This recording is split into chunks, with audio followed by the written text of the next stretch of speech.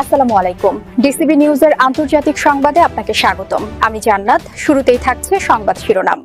পাকিস্তানে আফগানিস্তানের হামলা, সীমান্তে ব্যাপক সংঘর্ষ, সিরিয়ায় অনুপ্রবেশ করে ইসরায়েলের তাণ্ডব, ইসরায়েলের দিকে যাচ্ছে মার্কিন বিমানবাহী রণতরী, ইউক্রেনকে পরমাণু অস্ত্র দিলে পাল্টা পারমাণবিক হামলার হুঁশিয়ারি রাশিয়ার। দর্শক, এতক্ষণ শুনছিলেন সংবাদ শিরোনাম। এখন বিস্তারিত। আপনি যদি ইসরায়েলের ধ্বংস চান, মুসলিমদের পাশে থাকেন, তাহলে চ্যানেলটি লাইক দিয়ে সাবস্ক্রাইব করে পাশে থাকুন। পাকিস্তানে আফগানিস্তানের হামলা, সীমান্তে ব্যাপক সংঘর্ষ। সীমান্তে উত্তেজনার মধ্যেই পাকিস্তানের সামরিক অবস্থান লক্ষ্য করে পাল্টা হামলা চালিয়েছে আফগানিস্তান। তালেবান কর্তৃপক্ষ বলছে, গত সপ্তাহে পাকিস্তানের বিমান হামলার জবাব হিসেবেই এ অভিযান চালানো হয়েছে। তবে পাকিস্তান দাবি করেছে তাদের বাহিনীও তাৎক্ষণিক ও কার্যকর প্রতিক্রিয়া দিয়েছে। বৃহস্পতিবার ২৬ ফেব্রুয়ারি আফগানিস্তানের পূর্বাঞ্চলীয় সামরিক কোরের মিডিয়া অফিস এক বিবৃতিতে জানায়, নানগারহার ও পাকতিয়া প্রদেশে পাকিস্তানি বাহিনীর বিমান হামলার প্রতিক্রিয়ায় বৃহস্পতিবার গভীর রাতে তীব্র সংঘর্ষ শুরু হয়। তালেবান সরকারের মুখপাত্র জাবিউল্লাহ মুজাহিদ সামাজিক যোগাযোগ মাধ্যম এক্সে লিখেছেন, পাকিস্তানের সামরিক মহলের পুনঃ উস্কানি ও সীমান্ত লঙ্ঘনের জবাবে ডুরান্ড লাইনের বিভিন্ন পাকিস্তানি সামরিক অবস্থান ও স্থাপনায় ব্যাপক আক্রমণাত্মক অভিযান শুরু করা হয়েছে। ২৬১১ কিলোমিটার দীর্ঘ এই সীমান্ত ডুরান্ড লাইন নামে পরিচিত, যা আফগানিস্তান আনুষ্ঠানিকভাবে স্বীকৃতি দেয়নি।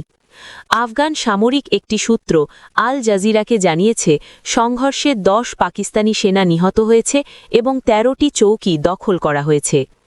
অন্যদিকে পাকিস্তানের তথ্য ও সম্প্রচার মন্ত্রণালয় এক্সে জানায়, খাইবার পাখতুনখাবা প্রদেশের বিভিন্ন সেক্টরে তালেবান বাহিনীর গুলির জবাবে পাকিস্তানি সেনারা তাৎক্ষণিক ও কার্যকর প্রতিক্রিয়া দিয়েছে। মন্ত্রণালয়ের দাবি, চিত্রাল, খাইবার, মোহমান্দ, কুররাম ও বাজাওর সেক্টরে তালেবান বাহিনীকে শাস্তি দেওয়া হচ্ছে।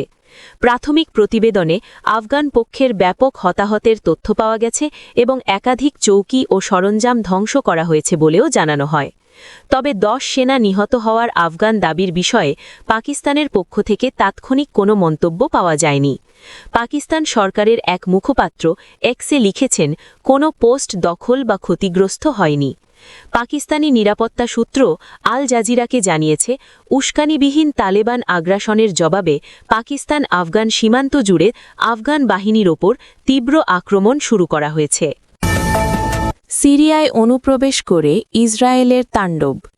সিরিয়ার দক্ষিণ পশ্চিমাঞ্চলীয় কুনেইত্রা প্রদেশে ইসরায়েলি সেনাবাহিনীর কয়েক ডজন সামরিক যান অনুপ্রবেশ করেছে। দেশটির রাষ্ট্রীয় টেলিভিশন জানিয়েছে, প্রায় ৩০টি সামরিক যান পূর্ব তেল আল আহমার এলাকায় আইন জিওয়ান গ্রামের কাছে প্রবেশ করে তল্লাশি অভিযান চালিয়েছে। বৃহস্পতিবার ২৬ ফেব্রুয়ারি আল জাজিরার এক প্রতিবেদনে এ তথ্য জানানো হয়েছে। বার্তা সংস্থা সানা জানিয়েছে, ইসরায়েলি বাহিনী বারিকা গ্রামের কাছেও পৌঁছে একটি তরুণ সিরীয় নাগরিককে ভেড়া চড়ানোর সময় আটক করে নিয়ে গেছে। আরেক ঘটনায় ৩টি ইসরায়েলি সামরিক যান অস্থায়ীভাবে আবু মাধারাহ খামার এলাকায় প্রবেশ করেছে। কুনেইত্রা গোলান মালভূমি অঞ্চলে অবস্থিত। এটি জাতিসংঘের স্বীকৃতি অনুযায়ী সিরিয়ার অংশ। তবে ১৯৬৭ সালের ৬ দিনের যুদ্ধের সময় ইসরায়েল গোলানের পশ্চিমাংশের প্রায় ১,২০০ বর্গ কিলোমিটার এলাকা দখল করে। পরবর্তীতে ১৯৭৩ সালের ইয়ম কিপুর যুদ্ধে সিরিয়া অঞ্চলটি পুনর্দখলের চেষ্টা করলেও ব্যর্থ হয়। ১৯৭৪ সালের বিচ্ছিন্নতা চুক্তির মাধ্যমে একটি জাতিসংঘ বাফার জোন গঠন করা হয়। এর মাধ্যমে ইসরায়েল অধিকৃত এলাকা ও সিরিয়ার নিয়ন্ত্রণাধীন অংশকে আলাদা করে। কুনেইত্রার একটি অংশ ওই বাফার জোনের ভেতরে পড়ে। ২০২৪ সালের ডিসেম্বরে বাশার আল আসাদ ক্ষমতাচ্যুত হওয়ার পর থেকে ইসরায়েলের সামরিক তৎপরতা আরও বৃদ্ধি পেয়েছে বলে অভিযোগ উঠেছে। গত বছর আইন জিওয়ান ও আল আজরাফ গ্রামে 2টি সামরিক চেকপয়েন্ট স্থাপন করে ইসরায়েল। এছাড়া 2025 জুড়ে সিরিয়ায় 600-র বেশি বিমান, ড্রোন ও গোলাবর্ষণ হামলা চালানো হয়েছে বলে সশস্ত্র সংঘাত বিষয়ক পর্যবেক্ষক সংস্থা ACLED জানিয়েছে। দামেস্ক সরকার বলছে 1974 সালের চুক্তির প্রতি তারা প্রতিশ্রুতিবদ্ধ থাকলেও ইসরায়েলের অব্যাহত অনুপ্রবেশ আঞ্চলিক স্থিতিশীলতা পুনরুদ্ধারের প্রচেষ্টাকে ব্যাহত করছে। যুক্তরাষ্ট্রের তত্ত্বাবধানে দুই দেশের মধ্যে গোয়েন্দা তথ্য আদান-প্রদান ও সামরিক উত্তেজনা প্রশমনে একটি যৌথ প্রক্রিয়া গঠনের বিষয়ে জানুয়ারিতে সমঝোতা হয়েছে। তবে সিরিয়া বলছে ইসরায়েলি সেনা প্রত্যাহারের সুস্পষ্ট সময়সীমা ছাড়া স্থায়ী সমাধান কঠিন। ইসরায়েলের দিকে যাচ্ছে মার্কিন বিমানবাহী রণতরী। যুক্তরাষ্ট্রের সর্ববৃহৎ বিমানবাহী রণতরী USS জেরাল্ড ফোর্ড ইসরায়েলের দিকে যাচ্ছে। ধারণা করা হচ্ছে খুব শিগগির এটি ইসরায়েলের জনসীমায় প্রবেশ করবে। বৃহস্পতিবার 26 ফেব্রুয়ারি গ্রিস থেকে এটি ইসরায়েলের হাইফা বন্দরের দিকে রওনা দেয়। সর্বশেষ খবর অনুযায়ী রণতরীটি পূর্ণ গতিতে এগোচ্ছে। গত মঙ্গলবার রণতরীটি গ্রিসের ক্রিট দ্বীপের সুদা বে নৌঘাটিতে আসে। সেখান থেকে এখন ইসরায়েলের দিকে রওনা দিয়েছে এটি। রণতরীটিতে আধুনিক যুদ্ধ সরঞ্জাম রয়েছে। যুক্তরাষ্ট্র ও ইরানের মধ্যে উত্তেজনা বৃদ্ধির পর ক্যারিবিয়ান অঞ্চল থেকে জেরাল্ড ফোর্ডকে মধ্যপ্রাচ্যের দিকে আসার নির্দেশ দেন president Donald Trump. USS Gerald ফোর্ডের আগে মধ্যপ্রাচ্যে আসে আরেক রণতরী আব্রাহাম লিঙ্কন মধ্যপ্রাচ্যে এসে উপস্থিত হয়। এটির সঙ্গে আছে আরও অন্তত ডজন খানেক যুদ্ধজাহাজ। এই রণতরীটি হুমকি হিসেবে দেখছে ইরান। এদিকে পারমাণবিক চুক্তি নিয়ে তৃতীয় দফা পরোক্ষ আলোচনায় বসেছে যুক্তরাষ্ট্র ও ইরান। তবে এ আলোচনার আগে ইরানকে কঠোর হুঁশিয়ারি দিয়েছে যুক্তরাষ্ট্র। বৃহস্পতিবার 26 ফেব্রুয়ারি বার্তা সংস্থা রয়টার্সের এক প্রতিবেদনে এ তথ্য জানানো হয়েছে।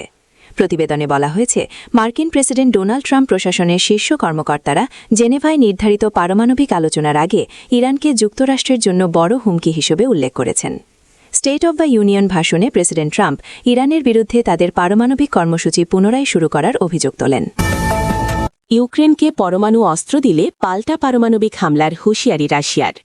ইউক্রেনকে পরমাণু অস্ত্র সরবরাহ করা হলে রাশিয়া পাল্টা পারমাণবিক হামলা চালাতে পারে বলে সতর্ক করেছে মস্কো। এমন হুঁশিয়ারি দিয়েছেন রাশিয়ার সাবেক প্রেসিডেন্ট ও নিরাপত্তা পরিষদের উপপ্রধান দিমিত্রি মেদভেদেভ। খবর তুর্কি টুরিন। তিনি বলেন, যুক্তরাজ্য ও ফ্রান্স যদি ইউক্রেনকে পারমাণবিক ওয়ারহেড দেয় তাহলে তা সরাসরি যুদ্ধরত একটি দেশের হাতে পরমাণু অস্ত্র তুলে দেওয়া শামিল হবে। এমন পরিস্থিতিতে রাশিয়া নন স্ট্র্যাটেজিক বা কৌশলগত নয় এমন পারমাণবিক অস্ত্র ব্যবহার করতে পারে। রাশিয়ার বৈদেশিক গোয়েন্দা সংস্থার তথ্যের বরাত দিয়ে মেদভেদেভ দাবি করেন, ব্রিটেন ও ফ্রান্স ইউক্রেনকে পরমাণু অস্ত্র দেওয়ার পরিকল্পনা করছে, যদিও এ বিষয়ে